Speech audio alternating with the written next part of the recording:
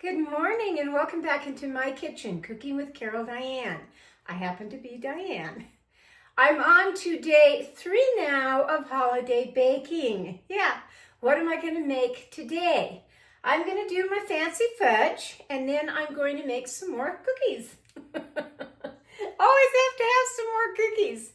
Simple recipe on the fudge, really no big deal on it. So I wanted to kind of show you, I've already made this for you one time before, but I thought I'd do a up-to-date version. Got some more coffee, I'm ready to go. Another one of my cute Santa mugs. Hey, whatever I pick out sets the day, sets the mood for Christmas. Okay, first things first. Get you a heavy pot because you are going to be cooking this on the stove with the candy thermometer. It does get very hot and you need something really sturdy. You really do. I like to use this old-fashioned pan that I've used for years, but it works. Find you any kind of a candy thermometer. Usually I should have brought that over for you this morning. I'm always doing this, I'm always forgetting something. Usually I use one of these, really, all the time. This year I'm going to try this particular one and see how I like it. If I'm not, I'll jump right back on to using this. Now, you want to get this up to 234 degrees on a candy thermometer, which is the softball stage. Do not panic, young cookers, bakers out there. Don't panic. This is really easy, really. Now, in making fudge, yes, fudge takes a lot of sugar, 6 cups of sugar. You pour the 6 cups of sugar into the pan. That wasn't too hard. Now you're going to need 1 1/2 cups of butter. So that's 2 of the sticks that come out of a box and then half of another one. And you're going to put that into the pan. Now my particular recipe doesn't call for the real butter. It actually calls for parquet margarine. I didn't find the parquet. I found Imperial. It's going to be fine. This is the standard holiday fancy fudge I have used for, oh my gosh, clear back to when I was in junior high, dating myself, huh? Because they didn't call it middle school back then. They called it junior high. Clear back then, I helped my mother in the kitchen make fudge. And this is what we've used. Then get you some Carnation evaporated milk. I like to shake it up just a little bit.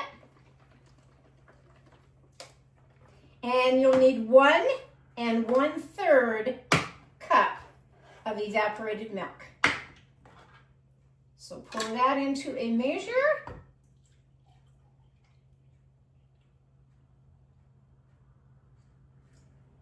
Can't see mine this morning. There we go. It doesn't take quite all of the jar or the can of evaporated milk, and that's okay. You pour all that in there. That starts the fudge right there. Now you turn on your heat, not on high, about medium to medium high. You want to get the milk and the sugar and all that melted down there, but you do not want to burn the bottom of the pan of all your ingredients in here. That would ruin the batch of fudge. So watch how your stove is. Everybody's stove and oven is different. So on mine, it is about in between the medium and the high heat. Now, I'm going to pause right here and I'm going to wait for this to heat up and get where I want it to be before I come back on and show you exactly what this looks like inside. Real easy. Calm down, take another cup of coffee, tea, whatever you've got this morning, and let's start baking, making goodies. Okay, I've put you down in where you can kind of see into the pot here.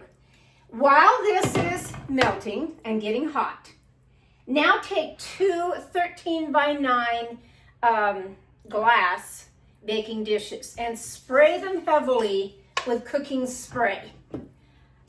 This makes a lot of fudge. If you like yours to be kind of thick on your fudge. Usually I do like 2 inches. This year I'm not going to. I'm going to make smaller ones because I have a lot of tins and things that I want to fill. So 2 of these, get prepared while this is still doing its thing, and it's far from being ready, but things are melting and coming right along. Okay, this is where you want to stand by your stove in your pot and gently stir it and wait for it to get up to the 234 on your candy thermometer. Just kind of scrape the sides and get that sugar down in there. And I've got mine again on a medium heat. It's rising pretty fast. When it gets up to the 234 temperature, then you're going to set your timer for 5 minutes to let this cook. Have everything else opened, ready to go. You will need, these are 11.5 ounces of milk chocolate, semi-sweet chocolate chips, and another one is the dark chocolate semi-sweet chips. Then you are going to need a can of the marshmallow cream, a whole can. I get the regular jet puffed. I don't get an off-brand on that. I've tried it before, and sometimes things don't come out. So get regular, and you're going to need some vanilla extract. So again, we're just going to stir these so it doesn't scorch and burn until I get it up to that temperature, which is a softball stage. And I just want to make sure, every now and then I have to turn my fire down just a little bit. Different stove, you know, whatever you have versus what I have. If you have a gas stove, your temperature may read completely different than mine. So I need to get my little red mark.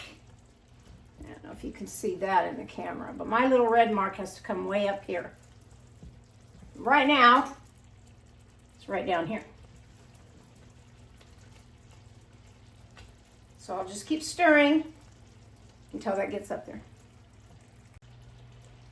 Okay, I've popped back on. I am still watching my candy thermometers. I placed my original one in that I like all the time. It never hurts to have a backup, especially when you're using something brand new like this other one is. But I want to get it up there to my 234, and it's almost there. Almost.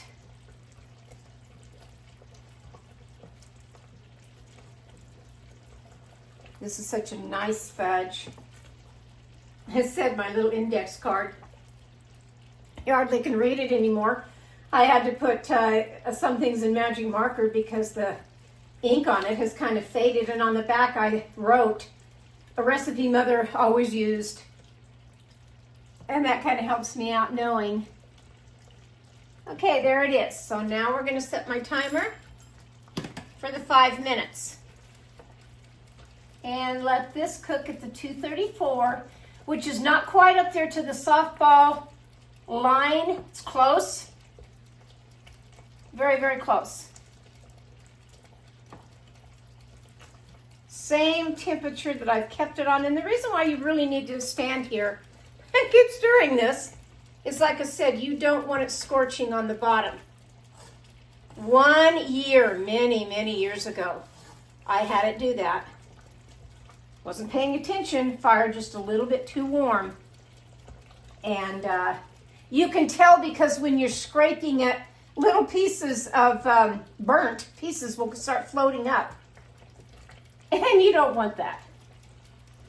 It's still right there holding its temperature. I said I usually open everything and have it ready to go. Because once I take this off of the heat, and all that goes in pretty fast.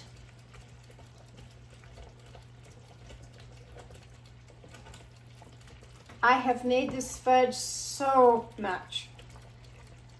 So many years. It's such a simple fudge. Takes kind of all the hard work out of the old-fashioned fudge that you really had to cook and whip, and it wore out your arm. It really did.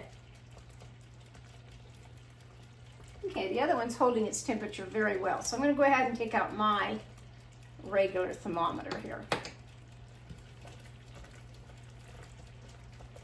Still staying at the 234.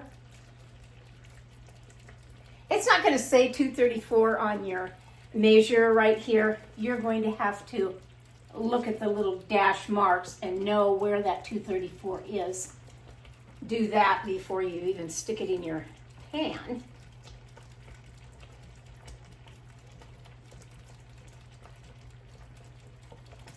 Just a few more minutes here. Sometimes I don't even go the full 5. I just can look at it and know. Look at it and know.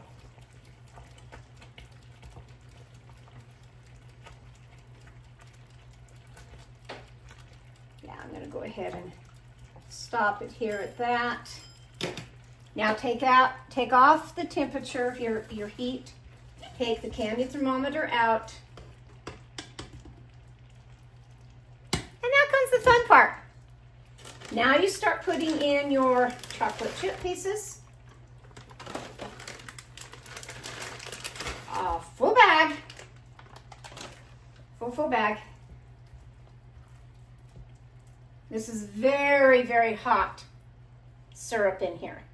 I do remember that my mother would not let me even attempt to help make this until I was almost, well, my granddaughter's age now, about 12 years old. She just wouldn't, because this is very hot stuff. Get all the marshmallow cream out of there.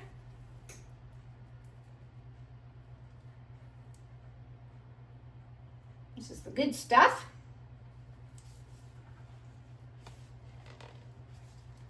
The first time my son, his name is Trevor, and the first time he showed me at a campground, Mom, have you ever taken the marshmallow cream and put on a strawberry, dipped a strawberry in the marshmallow cream and then roasted it over an open fire at the campground? Oh my gosh.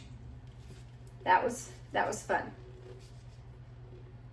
Very, very tasty and good, by the way. I always remember that now. Every time I look at a marshmallow cream jar, I think of that. Memories, just memories with your kids. Mine are all grown now. Doing things with their own families now. Of which it's supposed to be. He just went and got a Christmas tree over the weekend. Great big thing. And they're making memories. Okay, that's that part. Stick that in there. Here's where, usually if husband was here, he'd be helping me do this. Then take of the vanilla, 2 teaspoons of vanilla. 1, 2. Get that mixed in there.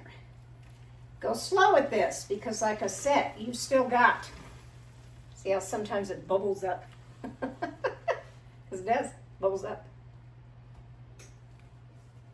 You just kind of want to work that in now.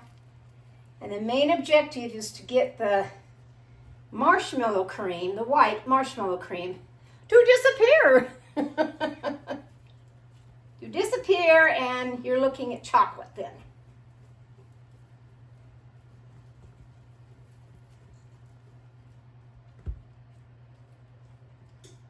Sometimes I have a good arm to do this, and then there was a couple of years I just wore out on it because I didn't have the strength in my arms. They were kind of failing me that year, so I had husband do it. He's pretty strong in his arms. And you just start whipping it. A good, sturdy wooden spoon for this works great. It's coming around. Coming around, coming around. Try to keep it in the pan. I'll try to keep it in the pan.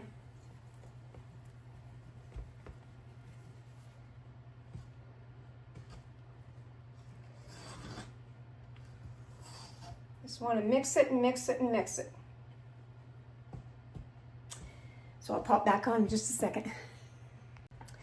Okay, I've whipped and whipped and whipped on the fudge. Now I'm going to set both of my pans right here because now it's time to get these poured into the pans. Now, if you, every year I have put nuts in my fudge. This year I'm leaving them out.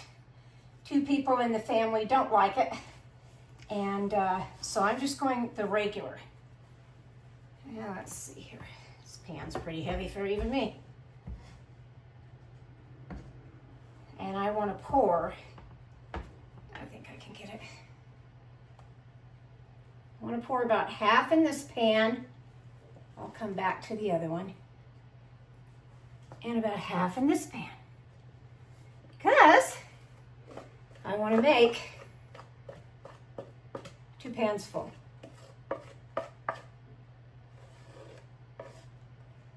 Spread it out pretty fast. Make your swirls that look pretty.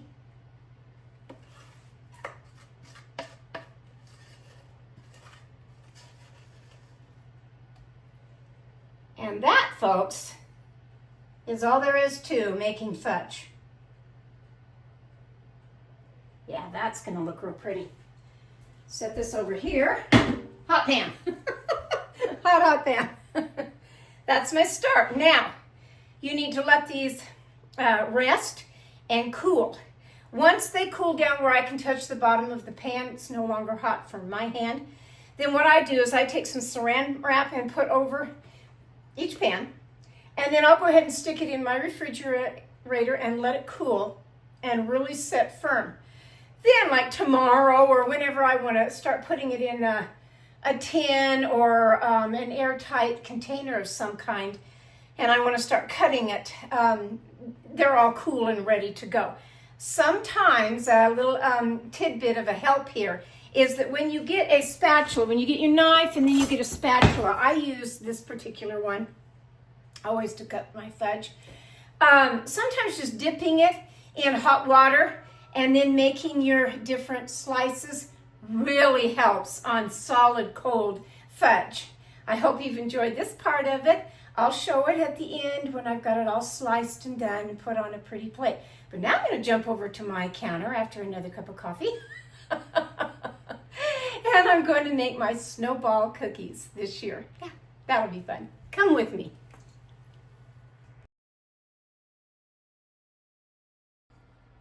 Okay, now we're on to making the Snowball cookies.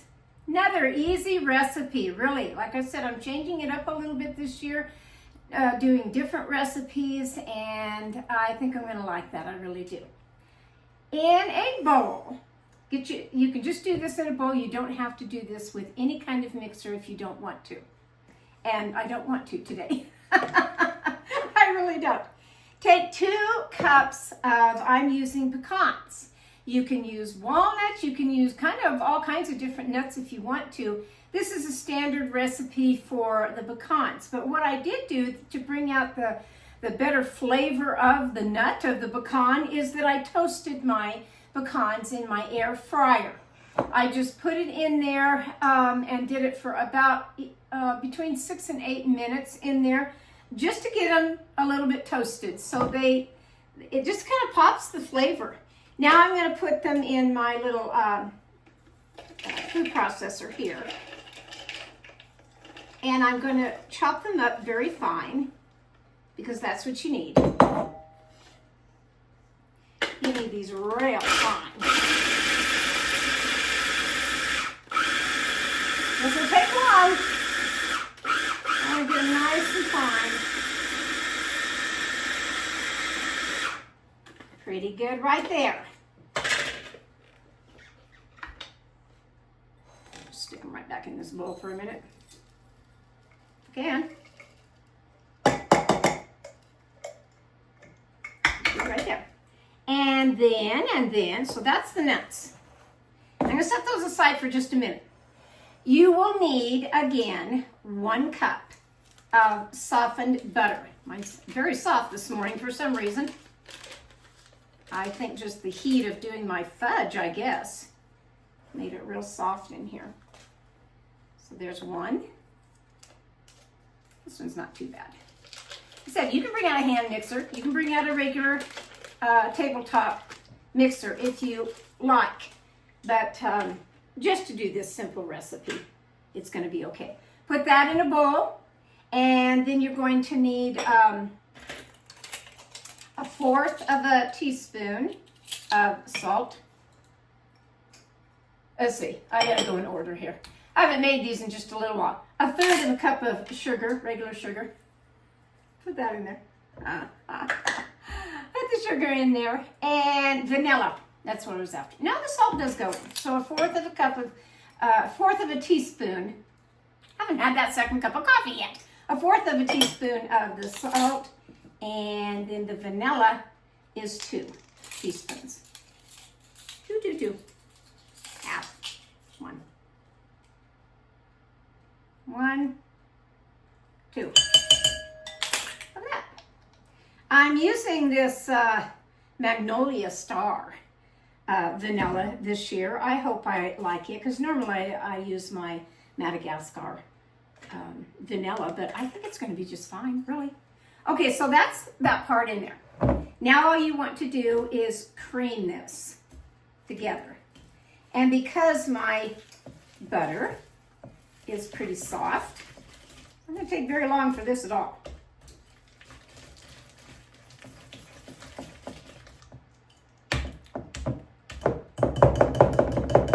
Kind of off the list. Ooh, I can smell that vanilla right now. Yeah. That smells kind of good. Starting the holiday off good in my kitchen today. Yeah. Get that off the whisk a little bit here.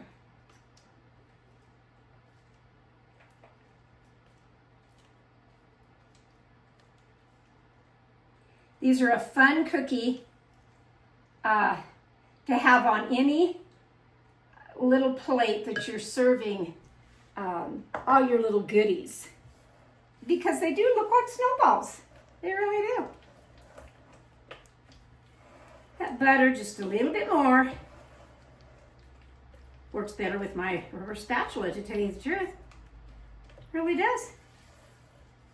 Oh, I had to wait to do all my recipes this morning. Had the UPS and FedEx truck at my door twice. Santa's delivering. And I was kind of glad I was home to get the packages. I hear on the news we're having a lot more porch pirates taking packages. That's not good. That's not 'tis the season, is it? Okay. It's pretty good. So that's the mixture now all mixed up. Now you want to put in all these nuts, because that's really what gives you this nice. So that's 2 cups of the nuts. And now we're going to be adding 2 flour, 2 cups of flour in here. Stick that in and mix all that up. Very nice, very nice. Set your oven to 350 degrees. Get out a cookie sheet and line it with some parchment paper, because you'll need that.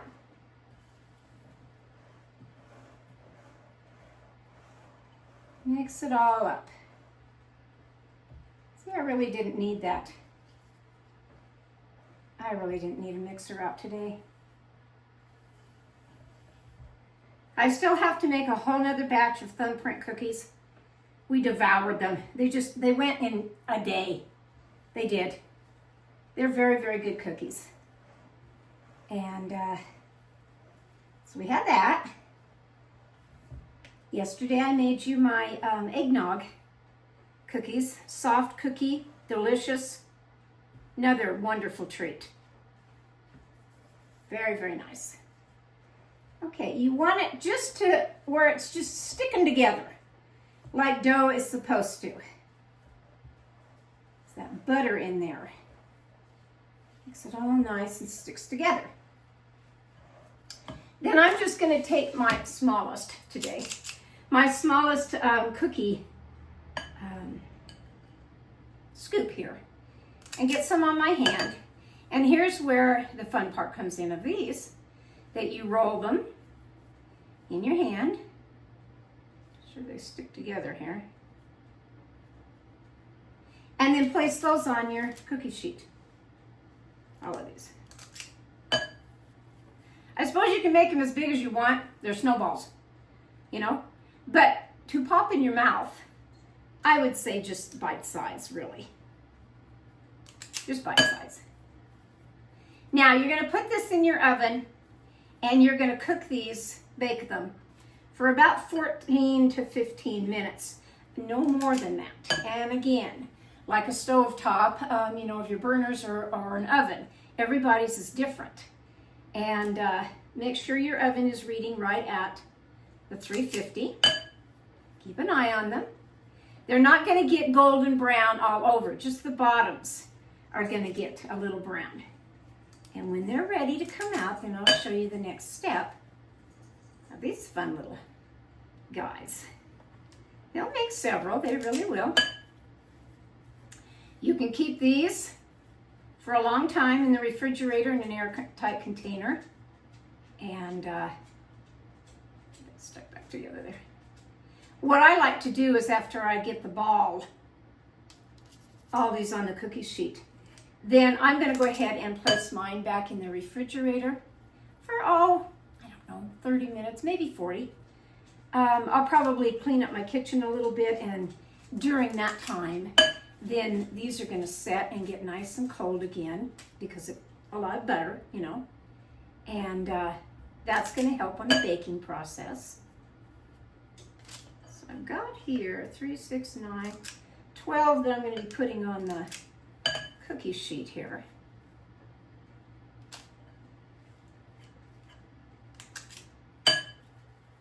Hope your holiday's going great. Hope you've got pretty close to all your shopping done.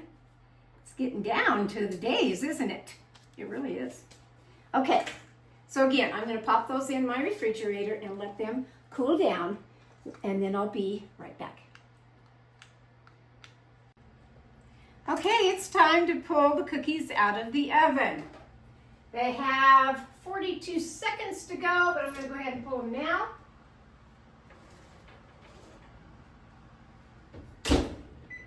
Turn the timer off and set them right here. Now, what you need to do immediately is just wait for just a few seconds, enough that you can pick them up, and then you're going to start rolling them in some powdered sugar. I put, I don't know, about 2/3 of a cup of powdered sugar in a bowl. I've also, if you don't want to burn your hands, take a slotted spoon and pick them up and start putting them in there. And this will get the first coating on that cookie. Yeah, because they're hot. That's the fastest way I know how to do it. Now, once they have completely cooled, then you will go back, same bowl, same powdered sugar, and do it again. Dust them again with powdered sugar. And that gives it a nice look of a snowball. These are such fun. They really are. Such fun. I hope everybody watched, if you were watching Yellowstone last night, the final episode. Oh my gosh. Hour and 50 minutes, I think it was. I did.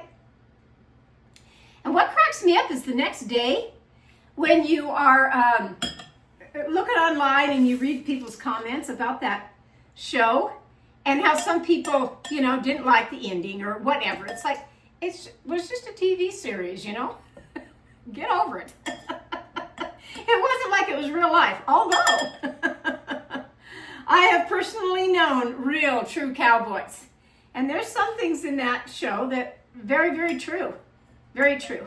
I give credit to the people that Taylor that wrote the series, produced it, wrote it, did everything, you know, because he knew what he was doing. And I'm sorry that Kevin Costner was going through a divorce and, you know, bailed on the show and had outs with the producer, did all of that because he was quite the leading man in the show. But the show did go on. And I thought, whoops, had one that had a boo-boo there. That's okay. I thought the show in the ending was great. I really did. I think it turned out the only way it could, you know, with the bad people, evil people out of the way and gone. And the kids went on to live their life the way they wanted to. Because, you know, that's how it should be. And not everybody wants to follow in the footsteps of their parents of taking over a business or like that, a ranch or whatever. And so they were able to go on off and have their own life. And I thought that was kind of nice last night. I really did. I enjoyed the show. I really did. That was last night. Always on TV, it's the good Christmas holiday movies. Hallmark. I watch a lot of Hallmark movies. I have different ones. It's a Wonderful Life. Always very close to Christmas that I watch that. I watched The Bishop's Wife, that movie. In black and white or color, either one. Very, very good movies. With a nice cup of hot peppermint tea or whatever I want to drink and enjoy the holiday time. This is going to be an enjoyment also. So like again, I said, wait till they all cool down and then roll them again in the powdered sugar. I will show the end product in a picture at the end of my video. I hope that you have enjoyed today's video with Cooking with Carol Diane, me, in my kitchen. This is from my kitchen to yours of making the fancy fudge and the snowball cookies. Now you go in your kitchen and make this too. Get the ingredients, make it, or whatever you want to make. Just start baking for Christmas. I'll catch you next time, and you never know what I'm going to bake in my kitchen. Bye-bye now.